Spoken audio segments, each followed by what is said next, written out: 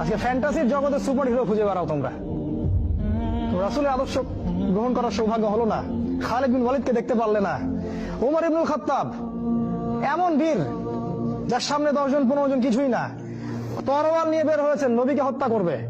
প্রতিমধ্যে শুনলেন কি তার বোন ভগ্নিপতি ইসলাম কবুল করেছে, চললেন বোন আর ভগ্নিপতিকে আগে মারবো তারপর নবীকে। সেখানে গিয়ে শুনলেন কোরআন তেলাওয়াত করা হচ্ছে, কান লাগিয়ে শুনলেন কি তেলাওয়াত করা হচ্ছে। জিজ্ঞাসা করলেন কি তেলাওয়াত করছো, তারা বলল যে আমরা কিছুই তেলাওয়াত করছিলাম না।